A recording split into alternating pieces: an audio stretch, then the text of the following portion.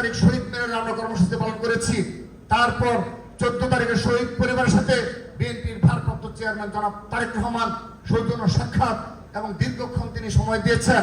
পরবর্তীতে 15 তারিখে আমরা এখানে ছাত্রলীগের হামলার প্রতিবাদে কর্মসূচি পালন করেছি, গতকাল করেছি, আজ করেছি এবং আমরা দাওয়াত দিয়ে রাখছি। 24-এ আমাদের সিনিয়র নেতৃত্বে দাওয়াত দিয়ে রাখছে সবাইকে। 24 জুলাই আমরা কেন্দ্রীয় মসজিদে আমরা বীর শহীদদের জন্য দোয়া মাহফিলের আয়োজন করেছি। ছাত্রদের আরো অনেকগুলো কর্মসূচি রয়েছে, কিন্তু প্রিয় উপস্থিতি, আপনাদের একটি বিষয় স্মরণ করে দিচ্ছি। যে সকল মুনাফেক সংগঠন হিসাবে পরিচিত ইসলামী ছাত্র শিবির আজকের দিন পর্যন্ত ঢাকা বিশ্ববিদ্যালয় কিংবা কোথাও শহীদদের স্মরণে একটি কর্মসূচি পালন করেছে।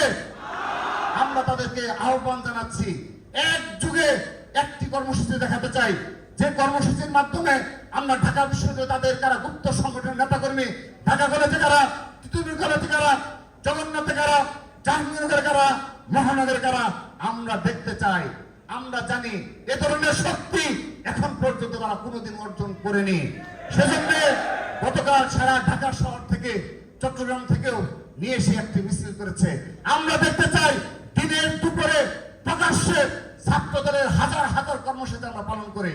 সে ধরনের একটি কর্মসূচি দেখতে চাই, যে সকল বিশ্ববিদ্যালয় কলেজে একযোগে একটি কর্মসূচি দেখতে চাই দিনের আলোতে। আমি আমার বক্তব্যের শেষ পর্যায়ে চলে এসেছি।